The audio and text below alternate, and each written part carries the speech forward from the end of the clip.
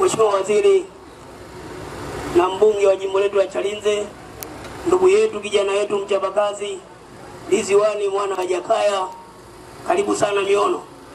Mengi umeyafanya na Mwenyezi Mungu atakulipa, na leo ndo ulipofikia.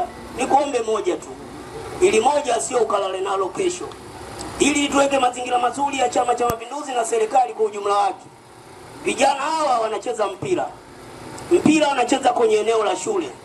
Mkuu wa shule lengo lake afaulishe watoto. Sasa nawaambia vijana, msije huko kwa sababu tunataka taaluma iende juu. Liko eneo moja linauzwa milioni 7. Mzee, milioni 7 kwako wewe?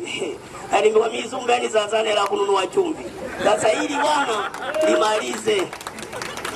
Liko eneo juu hapo, tupate eka zetu 2, eka ni milioni 3.5, eka milioni 3.5, eka 2 milioni 7. Tusende kugombana na watu wa serikali. Tunataka serikali tuletee taaluma, hatuna zero kwanza. Uelewe mzigo wa Miono. Kwa sababu uwekezaji wako kwenye elimu leo unaonyesha. Tunaona Wazigua wanapata 1, tunaona Wazigua hawapati 0, tunaona kata Miono ili katika mashindano ya elimu kitaaluma iko vizuri. Yeye anaweza kusema kama anatubembeleza au anatukumbusha wajibu wetu. Lakini mzee, wewe ndio bosi wetu hapa.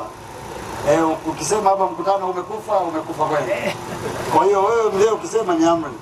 Sasa lile jambo la uwanja wa mpira ya milioni 7 mimi nitatoa ili vijana waende kucheza. Na hilo jambo tutalifanya by wiki ijayo.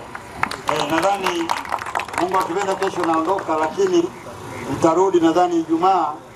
Basi diwani wenu atakuja halmashauri pale, atapewa mzigo aje kufanya mambo makubwa. Kwa hilo jambo sio na wasiwasi. Katibu, endelee.